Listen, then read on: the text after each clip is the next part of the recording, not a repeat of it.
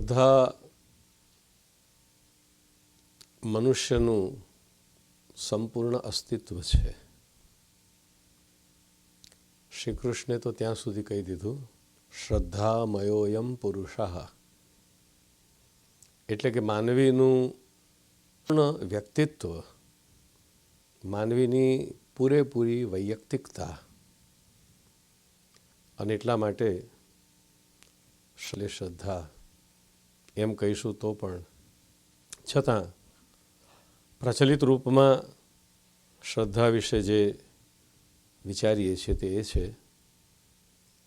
કે આપણાથી કોઈ મહાન વસ્તુ, વ્યક્તિ, વિભૂતિ કે શક્તિ નો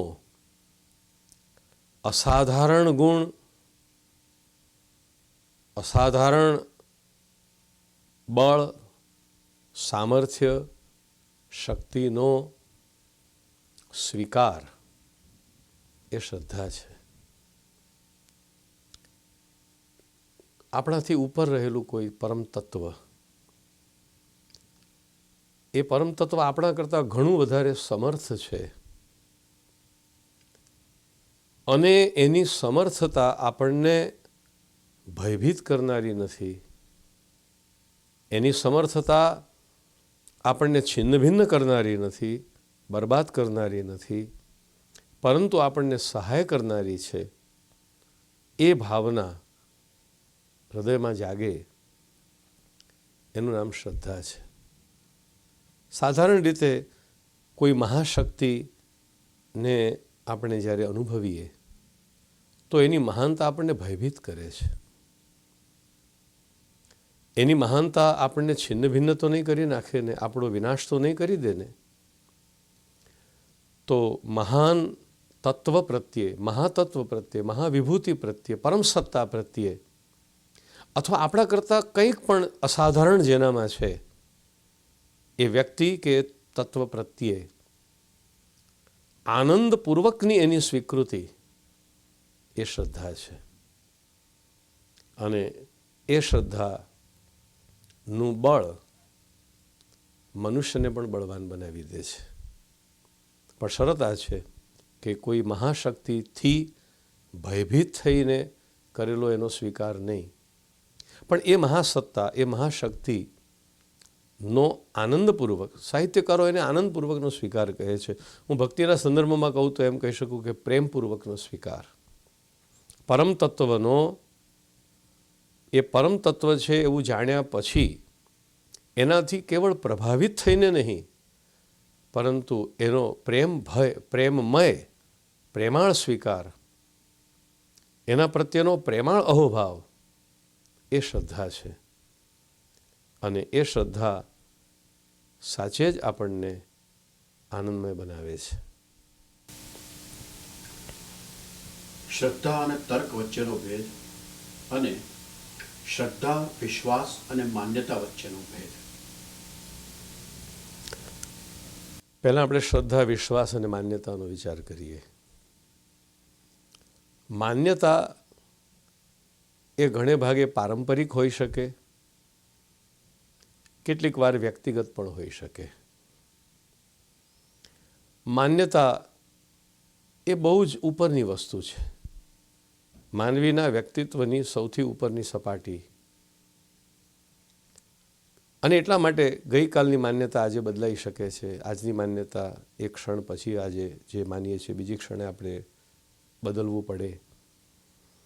માન્યતાનો સંબંધ મન સાથે છે.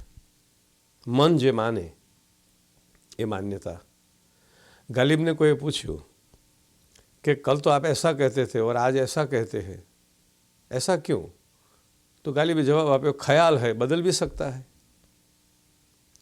तो जे काले होय ए आजे बदलाई शके ए मान्यता छे, अने जे काले छे ए आजे पण रहे ए विश्वास छे. पण श्रद्धा ने विश्वासनो भेद जोईशुं तो एम कहेवुं पड़शे कि हृदयमां जे छे એ શ્રદ્ધા છે અને બુદ્ધિમાં જે વસે છે તે વિશ્વાસ છે. આપણે ત્રણેયના નિવાસ સ્થાન વિચારીએ તો મનમાં રહે માન્યતા, બુદ્ધિમાં વસે તે વિશ્વાસ અને હૃદયમાં જેનું મંદિર છે એ દેવીનું નામ શ્રદ્ધા છે. અને એટલા માટે શ્રદ્ધા હંમેશા પૂજ્ય ભાવ ક્રિએટ કરે છે. મેં હમણાં તમને કહ્યું કે કોઈ પરમ સત્તાની આનંદપૂર્વકની સ્વીકૃતિ એ શ્રદ્ધા છે, પણ એ આનંદપૂર્વકની સ્વીકૃતિ પણ એક પૂજ્ય ભાવ જગાવે છે. અને એટલા માટે આપણે શ્રદ્ધા શબ્દને વિશ્વાસ કરતાં પણ વધારે પવિત્ર માન્યો છે. અને ખરેખર વિશ્વાસ કરતાં પણ શ્રદ્ધા વધારે પવિત્ર ભાવ છે જ. શ્રદ્ધા તો પૂજનીય છે અને શ્રદ્ધા આપણને કોઈકના પૂજક બનાવે છે. અને એટલા માટે વિશ્વાસ અને શ્રદ્ધાની જ્યાં વાત નીકળે ત્યાં ચોક્કસ માનવું જોઈએ કે જે બુદ્ધિ નિર્ણય કરે છે અથવા બુદ્ધિ જેનો સ્વીકાર કરે છે એ વિશ્વાસ છે. અને બુદ્ધિના સ્વીકારમાં કેવળ સંમતિ હોઈ શકે, પ્રીતિ ન હોઈ શકે. બુદ્ધિ જે વસ્તુનો સ્વીકાર કરે છે, યસ કે નો, હા કે ના, આ વાત અમને માન્ય થઈ, આ વાત અમને ગળે ઉતરી, આ વાત અમને ના ઉતરી. કેટલી વાર આપણે એમ પણ કહીએ છીએ કે મારી બુદ્ધિમાં ઉતરે તો હું માનું. એટલે બુદ્ધિનો સંબંધ માનવીને જ્યાં સુધી છે ત્યાં સુધી વિશ્વાસનું મહત્ત્વ છે. પણ પરમ તત્વમાં હું એક બીજી વાત કરું કે વિશ્વાસ જન્મે છે અનુભવમાંથી. મને ઘણીવાર એવું કહેવાનો પ્રસંગ આવ્યો છે કે ભગવાન અને માનવીની વચ્ચે આ જ એક મોટો ઝઘડો છે. માનવી એમ કહે છે કે અનુભવ થાય તો મને તમારામાં શ્રદ્ધા જાગે. ભગવાન કહે છે નહીં, તને મારામાં શ્રદ્ધા જાગે તો તને અનુભવ થાય. આ ઝઘડો કાયમ રહ્યો છે. બુદ્ધિ કહે છે પહેલાં અનુભવ પછી શ્રદ્ધા, અને ધર્મ કહે છે, હૃદય કહે છે કે પહેલાં શ્રદ્ધા પછી અનુભવ. વિજ્ઞાન કહે છે પહેલાં અનુભવ પછી વિશ્વાસ. ધર્મ કહે છે પહેલી શ્રદ્ધા, કોઈ પણ કારણ વિનાની શ્રદ્ધા, કોઈ પણ અપેક્ષા વિનાની શ્રદ્ધા, સહજ પ્રગટ થયેલી શ્રદ્ધા. અને એ શ્રદ્ધા ધીરે ધીરે આપણને અનુભવમાં લઈ જાય છે, પરમ તત્વના અનુભવમાં લઈ જાય છે. અને હું માનું છું કે પહેલાં થયેલો કોરો અનુભવ શ્રદ્ધાને જન્મ આપે એના કરતાં શ્રદ્ધાની આંગળી પકડીને આપણે અનુભવના પ્રદેશમાં જઈએ તો એ અનુભવ વધારે અનુભવવા યોગ્ય હશે. વિશ્વાસ નિશ્ચિત બનાવે છે, શ્રદ્ધા નિશ્ચિંત બનાવે છે. વિશ્વાસ નિશ્ચિત બનાવે કે મારી પાસે નવી કાર છે તો રસ્તામાં બગડશે નહીં. વિશ્વાસ નિશ્ચિત બનાવે કે હું આ દવા લઉં છું, યોગ્ય દવા છે તો મને મટી જશે. તો વિશ્વાસને નિશ્ચિત થવા માટે અથવા વિશ્વાસથી નિશ્ચિત થવા માટે માણસને કોઈકની જરૂર પડે છે. શ્રદ્ધા નિરપેક્ષ છે, નિરુપાધિક છે. શ્રદ્ધાને કોઈ પ્રમાણની, કોઈ આધારની, કોઈ સમર્થનની કંઈ જરૂર નથી. શ્રદ્ધા સ્વયં એટલી સમર્થ છે કે મનુષ્યને અવલંબન આપી શકે. જે શ્રદ્ધાને કોઈ અવલંબનની જરૂર પડે એ શ્રદ્ધા નથી, એ વિશ્વાસ છે. અથવા એ શ્રદ્ધા નથી, એ માન્યતા છે. અથવા એ શ્રદ્ધા નથી, અંધશ્રદ્ધા છે. શ્રદ્ધાને કોઈની જરૂર નથી, સમર્થનની પણ જરૂર નથી અને સફળતાની પણ જરૂર નથી. અને એટલા માટે હંમેશા શ્રદ્ધાના ગુણ ગવાયા છે. પછી શ્રદ્ધા કોઈ પરમ તત્વમાં હોય, એ શ્રદ્ધા પરમાત્માના કોઈ પણ રૂપમાં હોય.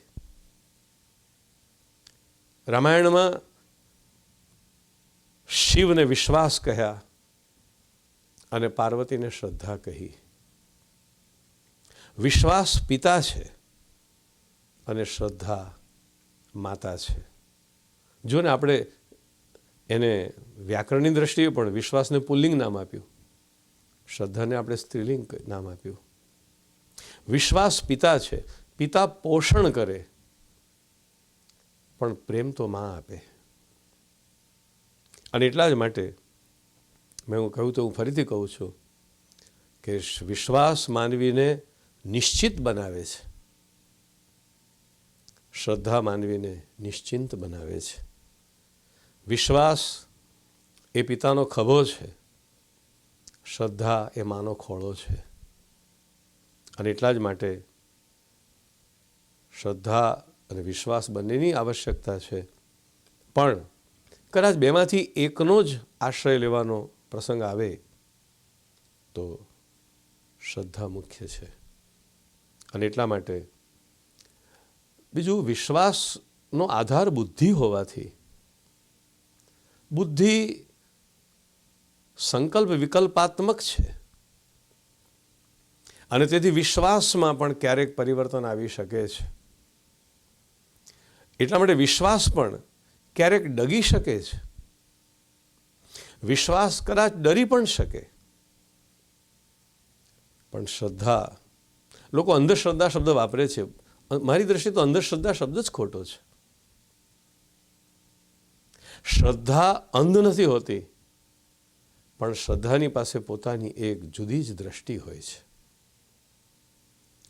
એ કોઈને નથી જોતી, એ પોતાને જુએ છે. એ કોઈનાથી સુખી નથી, એ પોતાનાથી સુખી છે. કોઈકે કાલે એમ પણ કહ્યું કે ઈશ્વર નથી, તો કંઈ ફરક પડતો નથી. કોઈકે આવીને કહ્યું કે કૃષ્ણ તો તમને મૂકીને ચાલ્યા ગયા છે મથુરા, કૃષ્ણ દ્વારિકા ચાલ્યા ગયા છે અને કદાચ કદી પાછા નહીં ફરે, તો ગોપિકાઓ દુઃખી ન થઈ. ગોપિકાઓની શ્રીકૃષ્ણમાં જે શ્રદ્ધા હતી એ શ્રદ્ધા તૂટી ન ગઈ. ગોપિકાઓને શ્રીકૃષ્ણમાં કોઈ દોષ ન દેખાયો, કારણ કે ગોપીઓની ભક્તિમાં વિશ્વાસ ન હતો, શ્રદ્ધા હતી. અને શ્રદ્ધાનો સંબંધ આપણે જોયું એ પ્રમાણે હૃદય સાથે છે. અને જ્યારે હૃદય સાથે સંબંધ હોય તો પછી એને બીજા કોઈ અવલંબનની આવશ્યકતા નથી. એટલે વિશ્વાસને પ્રમાણ જોઈએ, અનુભવનું પ્રમાણ જોઈએ, શબ્દનું પ્રમાણ જોઈએ, કોઈ વિશ્વાસ પાત્રનું પ્રમાણ જોઈએ, આપ્ત વચનનું પ્રમાણ જોઈએ. શ્રદ્ધાને કોઈના પ્રમાણની આવશ્યકતા નથી. શ્રદ્ધા સ્વયં પ્રમાણ છે. ગોપિકાઓને પૂછો તમે, કૃષ્ણ તમને કેમ પ્રિય લાગે છે? ગોપીઓ કહે છે એના કારણની અમને ખબર નથી. ભક્તને પૂછો તને ભગવાનમાં કેમ શ્રદ્ધા છે? ભક્ત એના કારણ નહીં બતાવી શકે. ચાતકને પૂછો કે તને મેઘ ઉપર કેમ શ્રદ્ધા છે? ચાતક કહે છે શ્રદ્ધા છે એવું જાણું છું, પણ કેમ છે એની મને ખબર નથી. હું એમ માનું છું કે શ્રદ્ધામાં જો તમે કેમ પૂછો તો એ શ્રદ્ધા થોડી નીચે ઉતરીને વિશ્વાસ બની જાય છે. જ્યાં કેમ પૂછી શકાય એ વિશ્વાસ હોઈ શકે, એ મત હોઈ શકે, માન્યતા હોઈ શકે, પણ એ શ્રદ્ધા ન હોઈ શકે. શ્રદ્ધામાં ક્યારેય પૂછાતું નથી કે આમ કેમ. મને એક બહુ સુંદર પ્રસંગ યાદ આવે છે. બે મિત્ર એક વગડામાં પ્રવાસ કરતા કરતા થાકી ગયા. એક મિત્ર બીજા મિત્રના ખોળામાં માથું રાખીને પોઢ્યો. થોડી વાર પછી એની આંખ ઉઘડી ગઈ તો જોયું કે પેલા મિત્રના જેના ખોળામાં માથું રાખીને સૂતો હતો એના હાથમાં એક છરી છે અને એ છરીથી એ મારા ગળા પાસે છેદ પાડી રહ્યો છે, લોહી બહાર વહે એવો છેદ પાડી રહ્યો છે. આ દૃશ્ય જોયું, છરી જોઈ, મિત્રને જોયો અને પાછો આંખ બંધ કરીને સૂઈ ગયો. થોડીક વાર પછી લોહી વહેતું બંધ થયું. મિત્ર બેઠો થયો, કહ્યું ચાલો હવે આપણે આગળ વધીએ. પેલા મિત્રે કહ્યું કે પણ મેં તારા શરીર ઉપર છરીથી ઘા કર્યો, તે જોયું, અને તે મને એક પણ પ્રશ્ન ન પૂછ્યો કે તું મારો મિત્ર છે, હું તારા ખોળામાં માથું રાખીને સૂતો છું અને તું મારા શરીર ઉપર છરીથી ઘા કરી રહ્યો છે. તારે પૂછવું તો જોઈએ કે તું આમ કેમ કરે છે. ગોદમાં માથું રાખીને સૂતો હતો એ મિત્રે કહ્યું કે મેં પણ છરી તો જોઈ, એ છરી મારા શરીરમાં ભોંકાઈ રહી હતી એ પણ મેં જોયું, પણ એ છરી તારા હાથમાં હતી અને તારા હાથમાં હતી માટે મારે કાંઈ પૂછવાની જરૂર ન હતી, અને તેથી પાછો હું તો સૂઈ ગયો. હું તો તને પૂછતો નથી કે તે આમ કેમ કર્યું, તને મન થાય તો તું જણાવ.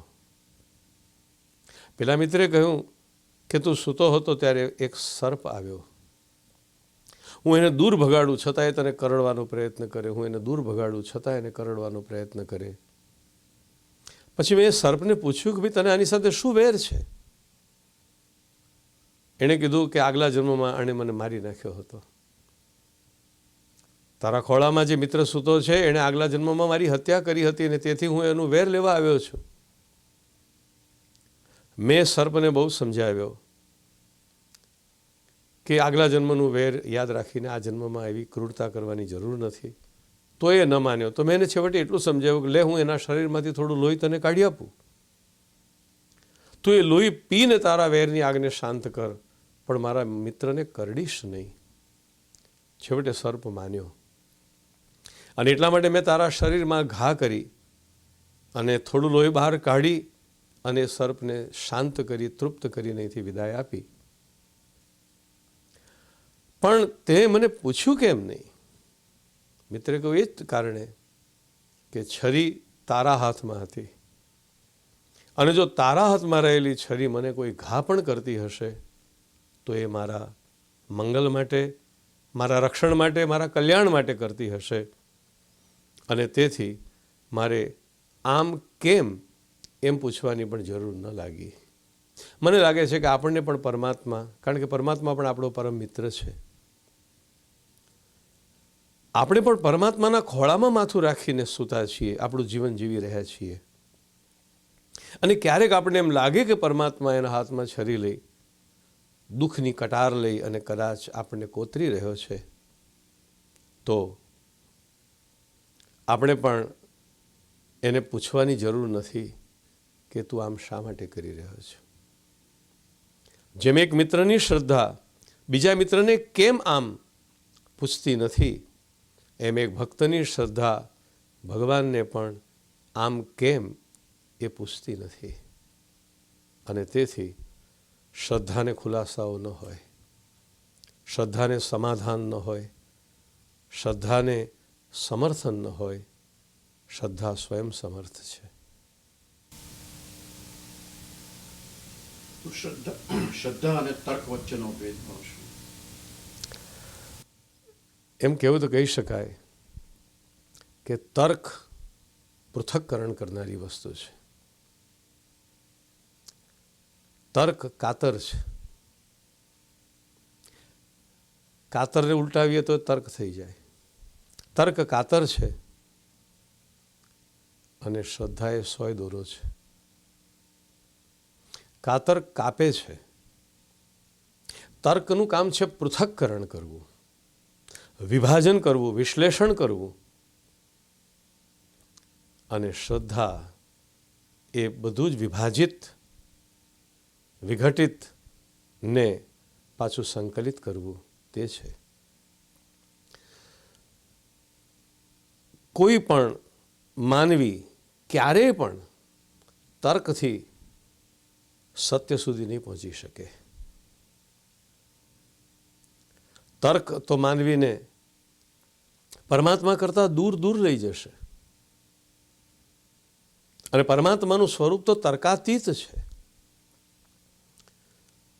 આજ્ઞા છે અતર્ક્યાહ ખલુ યે ભાવાહ નતાંશ તર્કેણ યોજયેત.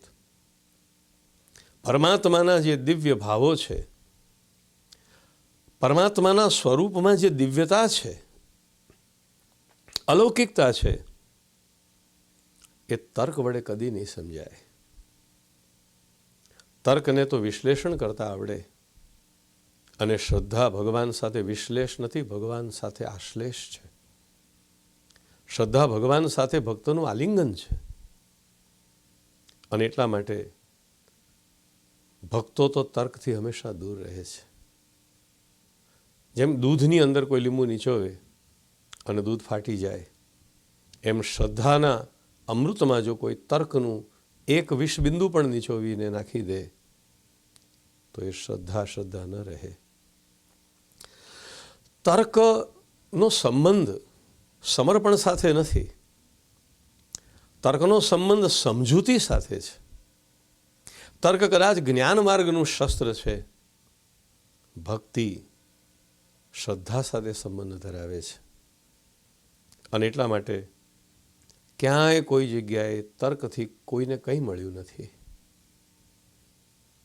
તર્કનો અર્થ તો શાસ્ત્રો તો એમ સરસ કહે છે કે જેમ ડાંગરના ફોતરાને કોઈ ખાંડે તો ડાંગરના ફોતરાને ખાંડવાથી કોઈ લાભ નથી, કશી જ ફલશ્રુતિ નથી, એ કેવળ પરિશ્રમ છે. એમ વિતંડાવાદ, વાદ વિવાદ, તર્ક એ બધી જ બુદ્ધિની કુસ્તી છે, એ બુદ્ધિનો વ્યાયામ છે. એનાથી પ્રભુ ન મળે. પ્રભુનું સ્વરૂપ તર્કાતીત છે. અને એટલા માટે શ્રદ્ધાના માર્ગે પ્રભુ પાસે જઈ શકાય. અરે શ્રદ્ધાનો માર્ગ તો એવો છે કે તમે એના સુધી ન જઈ શકો તો એ ચાલતો ચાલતો તમારી પાસે આવશે. શ્રદ્ધાનો મહિમા તો એ છે કે વચનો પ્રમાણે એ નથી જન્મતી, એના વચનોને પ્રભુ અનુસરે છે. એક નાનકડી વાત કરું. હિરણ્યકશિપુ પ્રહલાદને પૂછે છે કે તારો ભગવાન બધે છે તો આ પથ્થરના સ્તંભમાં છે? પ્રહલાદે કહ્યું, હા, માન્યતા નહીં, વિશ્વાસ નહીં, મારી શ્રદ્ધા છે કે જો મારો પરમાત્મા સર્વત્ર હોય તો આ પથ્થરના સ્તંભમાં પણ કેમ બિરાજતો ન હોય. અને પ્રહલાદના એ વચનોને સત્ય કરવા માટે ભગવાન નરસિંહ પથ્થરના સ્તંભમાંથી પ્રગટ થયા. કોઈ મૂર્તિકારે કરેલી મૂર્તિ ન હતી, મંદિરમાં રહેલી કોઈ પ્રાણ પ્રતિષ્ઠા કરેલી પ્રતિમા ન હતી. હિરણ્યકશિપુના સભાગૃહનો એક થાંભલો હતો, એક સ્તંભ છે, પાષાણ સ્તંભ. પણ પ્રહલાદની શ્રદ્ધાએ એ પાષાણ સ્તંભમાંથી પણ પ્રભુને પ્રગટ કર્યા છે. અને એટલા જ માટે હું કહું છું કે તર્કથી ન મળે. પ્રહલાદનો આ તર્ક ન હતો, પ્રહલાદની આ માન્યતા ન હતી, આ સુની સુનાઈ બાત ન હતી. આ વાત પ્રહલાદની પોતાની શ્રદ્ધાની પ્રતીતિ હતી. ઠાકુર પથ્થર, માલા લક્કડ, ગંગા જમુના પાની, જબલગ સાચન ઉપજે, ચારો વેદ કહાની. જ્યાં સુધી હૃદયમાં શ્રદ્ધા નથી, સત્ય નથી, ત્યાં સુધી ઠાકુર પથ્થર, ત્યાં મંદિરમાં તમને પથ્થર જ દેખાશે, પરમાત્મા નહીં દેખાય. ત્યાં સુધી માળા તમને લાકડાની જ દેખાશે, ત્યાં સુધી ગંગા અને જમના તમને પાણી જ દેખાશે, અને ત્યાં સુધી ચારે વેદ તમને માત્ર વાર્તા જ લાગશે. જબલગ સાચ ન ઉપજે, ચારો વેદ કહાની. લોકો વેદો, શાસ્ત્રો, પુરાણો એ બધી વાર્તાઓ જ લાગશે માત્ર, કારણ કે હૃદયમાં સત્ય જન્મ્યું નથી. આઈતરેય બ્રાહ્મણમાં એક બહુ સુંદર કારિકા છે. ઋષિ કહે છે, એક દંપતીની વાત કરું. પતિ છે સત્ય અને પત્ની છે શ્રદ્ધા. શ્રદ્ધા પત્ની સત્ય યજમાન. ઇતિ અતિ ઉત્તમમ મિથુનમ શ્રદ્ધા સત્યેન મિથુનેન સ્વર્ગાન લોકાન જયતિ. શ્રદ્ધા જો સત્યને પરણે તો સ્વર્ગની પ્રાપ્તિ કરાવે. સ્વર્ગ એટલે શાશ્વત સુખ, માત્ર સ્વર્ગલોક નહીં, પરંતુ માનવીને પ્રાપ્ત થનારું અવિનાશી શાશ્વત સુખ. પણ એ શાશ્વત સુખનો પિતા સત્ય છે, માતા શ્રદ્ધા છે. અને એટલા માટે તર્ક કરતાં શ્રદ્ધા મહાન છે, વિશ્વાસ કરતાં શ્રદ્ધા મહાન છે, માન્યતા કરતાં શ્રદ્ધા મહાન છે. એ બધું જ બદલાશે, શ્રદ્ધા હંમેશા શ્રદ્ધા જ રહેશે.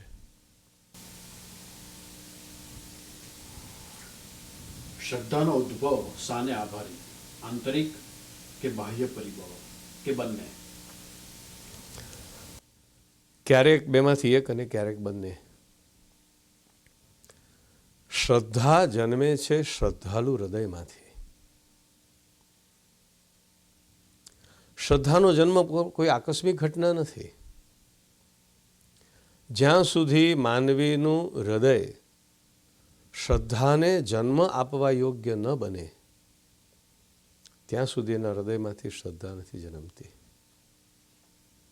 અને એટલા જ માટે શ્રદ્ધાનો જન્મ થાય એને માટે માનવીએ પોતાની ભાવાત્મક સાધના પણ કરવી જોઈએ.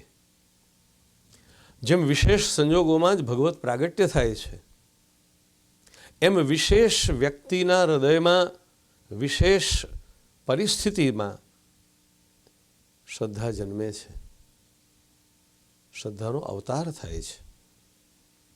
અને એ શ્રદ્ધાનું બલ માનવીને પરમ તત્વ તરફ લઈ જાય છે. શ્રદ્ધાનો ઉદ્ભવ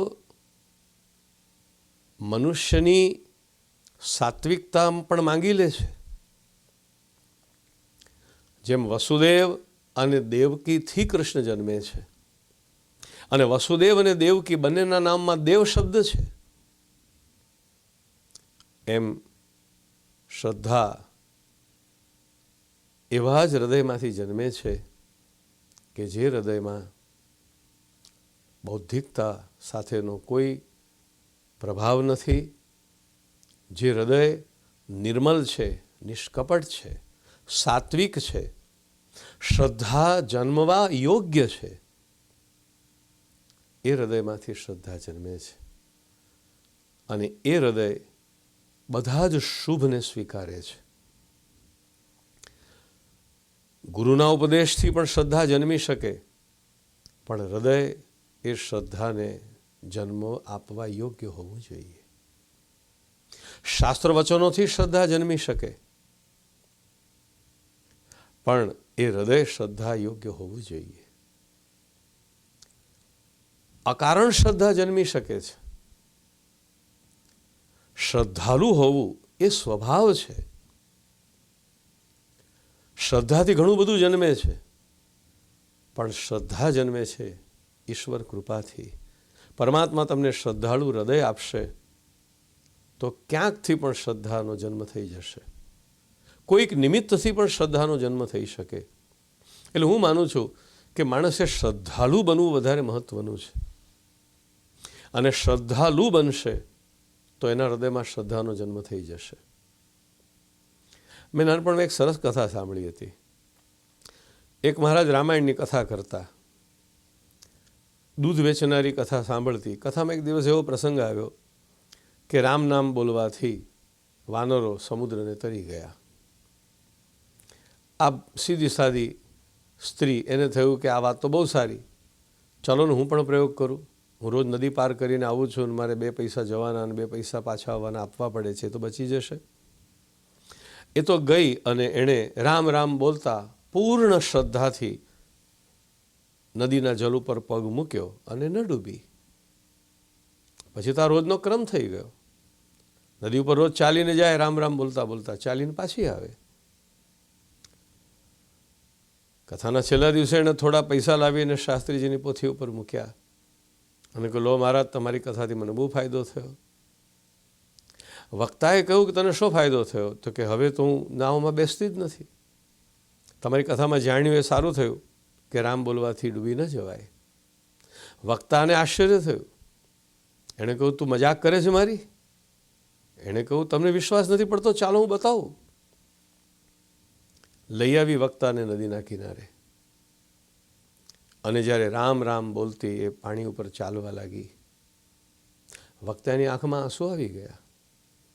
વક્તાએ કહ્યું કે બહેન, આજ સુધી હું આ કથામાં કહેતો હતો કે રામ બોલવાથી તરી જવાય, પણ મેં કોઈ દિવસ નદી ઉપર ચાલવાનો પ્રયોગ નથી કર્યો. અને મારા વચનમાં શ્રદ્ધા રાખી અને તે ચાલવા માંડ્યું. તું ભલે જ્ઞાની ન હોય, પણ તું મહાન છે, કારણ કે તારી પાસે શ્રદ્ધા છે.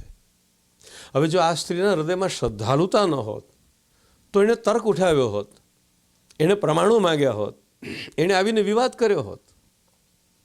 આ જગ્યાએ કોઈ બૌદ્ધિક વ્યક્તિ આવી હોત તો આ વચનોને આટલી સરળતાથી એણે સ્વીકારી ન લીધા હોત. એટલે બુદ્ધિ કોઈ પણ વસ્તુ સ્વીકારવા માટે તૈયાર નથી થતી જ્યાં સુધી એને સંતોષ ન થાય. અને બુદ્ધિને ક્યારે સંતોષ થશે એ કહેવું ઘણું અઘરું છે. એક પ્રશ્નમાંથી બીજો પ્રશ્ન, બીજામાંથી ત્રીજો, ત્રીજામાંથી ચોથો, એ તો પરંપરા ચાલ્યા જ કરશે. મજા તો શ્રદ્ધાની છે કે જ્યાં કોઈ પ્રશ્ન જ નથી. મજા તો શ્રદ્ધાની છે કે જ્યાં કોઈ સંદેહ જ નથી. એટલે આપણા શાસ્ત્રકારોએ બહુ સુંદર વર્ગીકરણ કર્યું છે. માનવી જ્યારે તમસમાં છે, તમોગુણી છે, ત્યારે એના મનમાં કોઈ સંદેહ જાગતો નથી, કારણ કે એ પશુતાના સ્તર ઉપર છે. ત્યાં કોઈ સવાલ જ નથી, કોઈ જિજ્ઞાસા જ નથી. કંઈક માનવીનું થોડું ઉત્થાન થાય અને રજોગુણી બને તો એના મનમાં અનેક પ્રશ્નો જાગવા લાગે છે. જિજ્ઞાસુ થવું, સંદેહવાન થવું એ મૂઢ થવા કરતાં ઉત્તમ છે. તમોગુણી મૂઢ છે, તામસ છે, અંધકારમાં છે, કોઈ પ્રશ્ન જ નથી. એના કરતાં રજોગુણી સારો. સંદેહવાન તો છે, પ્રશ્ન તો પૂછે છે, જિજ્ઞાસા તો છે, પણ એ જ માનવી જ્યારે સાત્વિક બને છે તો એના સંદેહોનું સમાધાન થાય છે, પછી એ શાંત થાય છે. પણ આટલેથી યાત્રા પૂરી નથી થતી.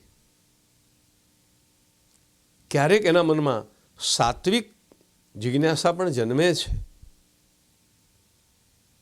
પણ એ જ વ્યક્તિ જ્યારે નિર્ગુણ ભૂમિકાએ પહોંચે છે પછી તો કોઈ પ્રશ્ન જ ઊભા થતા નથી. કેવા આશ્ચર્યની વાત છે, મૂઢ તમ દશામાં રહેલો પણ પ્રશ્ન પૂછતો નથી, કારણ કે અત્યંત મૂઢ છે. અને નિર્ગુણ ભૂમિકાએ પહોંચી ગયેલો ગુણાતીત એવો જીવનમુક્ત માનવી, વિવેકવાન માનવી પણ કોઈ પ્રશ્ન ઉઠાવતો નથી, કારણ કે એની સમગ્ર શ્રદ્ધા એનામાં કોઈ પ્રશ્ન જન્મવા દેતી જ નથી. અને એટલા માટે કદાચ કોઈ મને પૂછે તો હું કહું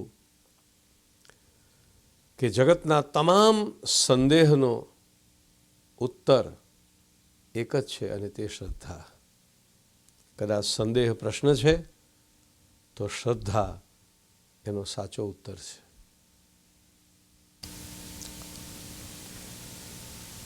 શ્રદ્ધા શા માટે જરૂરી?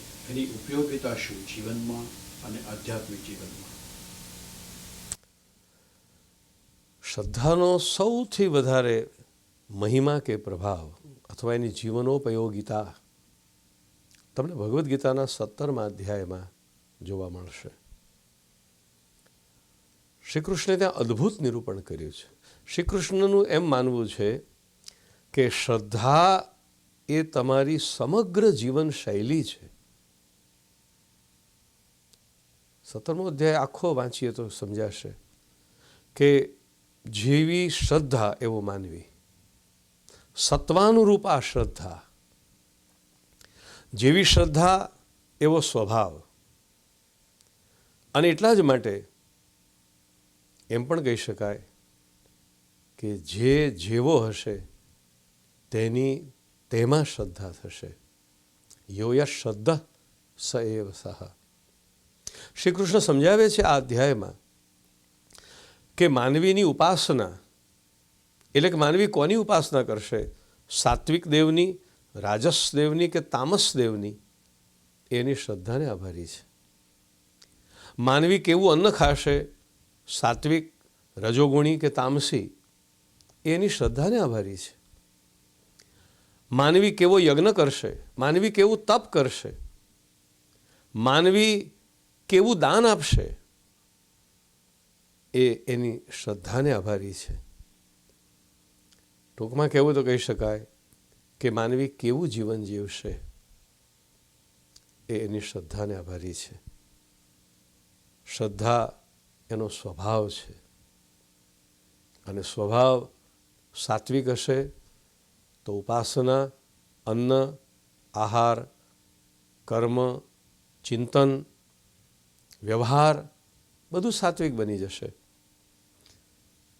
શ્રદ્ધાવાન સર્વત્ર શ્રદ્ધાવાન રહે છે.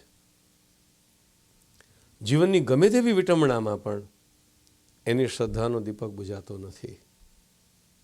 અને એ જ એની શ્રદ્ધાની મહાનતા છે.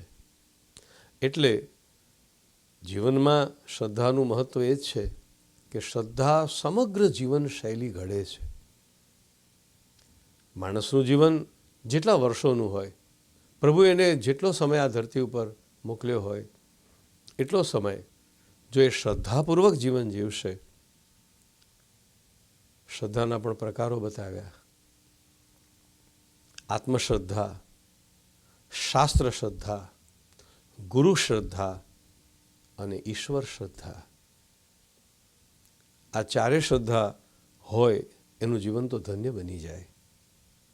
ચારમાંથી એક બે હોય તોય ઘણું સારું, ચારે હોય તો કેવું શું. પહેલી શ્રદ્ધા આત્મશ્રદ્ધા.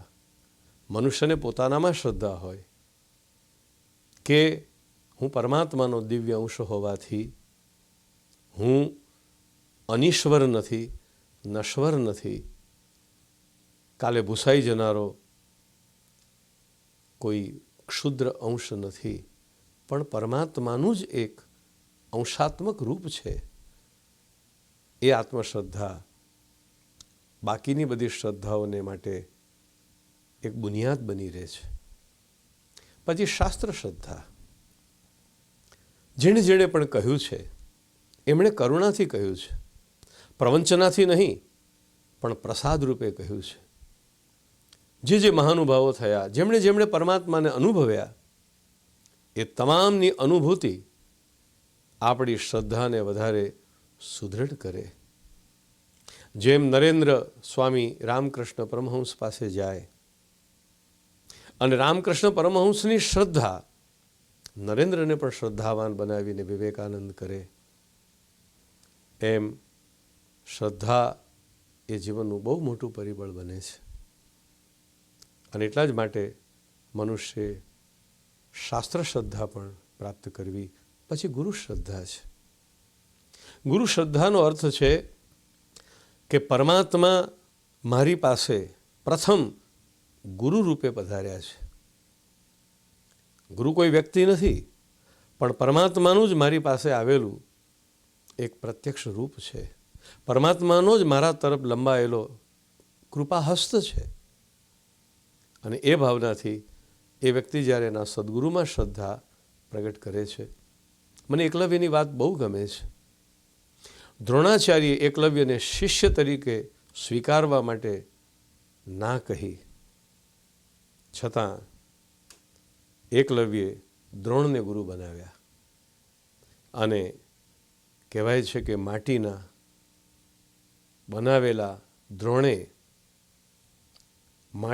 બનાવેલા દ્રોણ પાસેથી એકલવ્ય જે શીખી શક્યો એ સાક્ષાત જીવંત દ્રોણ પાસેથી અર્જુન જેવો મહારથી પણ શીખી નથી શક્યો. આ છે ગુરુ શ્રદ્ધા. માટીના ગુરુ પાસેથી પણ જો એકલવ્ય જેવી શ્રદ્ધા કોઈની પાસે હોય તો એ પરમ વિદ્યાને પ્રાપ્ત કરી શકે છે. અને ત્યાં જો શ્રદ્ધાના સંદર્ભથી જોવા જઈએ તો એ ગુરુ કરતાં પણ એ શિષ્ય મહાન છે કે જેણે શ્રદ્ધાના બલ ઉપરથી આ પ્રાપ્ત કરી લીધું. અને છેલ્લી છે આપની શ્રદ્ધા. વિવેક ધૈર્યાશય ગ્રંથમાં શ્રી મહાપ્રભુજીએ અવિશ્વાસો ન કર્તવ્ય સર્વથા બાધક અસ્તુ સહ, ભગવાનમાં અવિશ્વાસ એટલે કે અશ્રદ્ધા કદી ન કરવી. અહીંયા વિશ્વાસ અને શ્રદ્ધામાં કોઈ ભેદ નથી. ચાતકને શ્રદ્ધા છે કે મેઘ મારા માટે વરસશે તો મેઘ વરસે જ છે, એવી શ્રદ્ધા આપણે પ્રભુમાં હોય.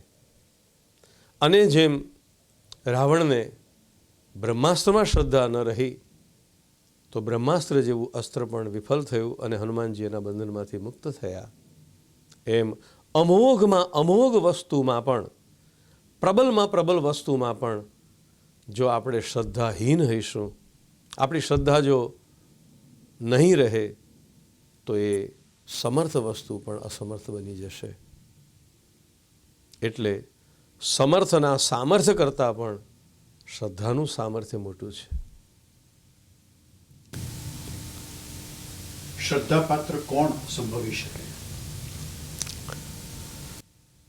પરમાત્માએ આપણી પાસે મોકલેલું કોઈ પણ રૂપ, અથવા બીજા શબ્દોમાં કહું તો કોઈ પણ રૂપમાં આપણી પાસે આવેલો પ્રભુ એ શ્રદ્ધેય બની શકે છે. પરમાત્માની કોઈ પણ દિવ્યતા, ચાહે ગ્રંથ રૂપે હોય, ચાહે ગુરુ રૂપે હોય, ચાહે મંત્ર રૂપે હોય, કોઈ પણ રૂપમાં હોય, પરંતુ પરમાત્માનો આપણા સુધી પહોંચેલો શ્રીહસ્ત, પરમાત્માનો આપણી સાથે થયેલો કોઈ પણ પ્રકારનો સ્પર્શ, કોઈ સંબંધ, એ શ્રદ્ધાપાત્ર બને છે. એટલે કોઈને શાસ્ત્રમાં શ્રદ્ધા છે, ભગવદ્ વચનોમાં શ્રદ્ધા, તોય પ્રશ્ન નથી. કોઈને પથ્થરમાં શ્રદ્ધા છે તોય કોઈ પ્રશ્ન નથી. પથ્થર નહીં તારે, શ્રદ્ધા તારશે. મંત્ર તારે કે ન તારે, શ્રદ્ધા જરૂર તારશે. શાસ્ત્ર તારે કે ન તારે, પણ શાસ્ત્રમાં રહેલી શ્રદ્ધા જરૂર તારશે. અને પરમાત્મા એ તો પરમ શ્રદ્ધેય છે. હું તો એમ માનું છું કે શ્રદ્ધાથી છેલ્લું તત્વ કોઈ નથી. એટલે જ સૂરદાસજીએ અંતમાં દ્રઢ ઇન ચરણન કેરો, ભરૂસો દ્રઢ ઇન ચરણન કેરો. ન ભક્તિની વાત કરી, ન જ્ઞાનની વાત કરી, ન સત્સંગની વાત કરી, ન શાસ્ત્રની વાત કરી, કેવળ ભરોસાની વાત કરી છે. સુરદાસજી અંતિમમાં અંતિમ પોતાની પાસે એક જ મૂડી બતાવી, પુષ્ટિમાર્ગનું જહાજ. પણ એ સુરદાસજી કહે છે મારી પાસે માત્ર એક જ વસ્તુ છે અને તે છે ભરોસો. હા, એ ભરોસો દ્રઢ છે. ભરોસો એટલે વિશ્વાસ, પણ એની આગળ દ્રઢ શબ્દ મૂકી અને સુરદાસજીએ વિશ્વાસને શ્રદ્ધાનું રૂપ આપી દીધું. આ ચરણોમાં, શ્રી ગુસાઈજીના આ ચરણોમાં મને દ્રઢ શ્રદ્ધા છે. અને એ દ્રઢ શ્રદ્ધાનું બળ લઈ અને સુરદાસજી કૃતકૃત્ય થયા. હું માનું છું કે શ્રદ્ધા એ પરમ તત્વ છે, પરમાત્માનું પરમ અનુગ્રહ રૂપ આપણી પાસે શ્રદ્ધા બનીને આવે છે. એ શ્રદ્ધાને વંદન.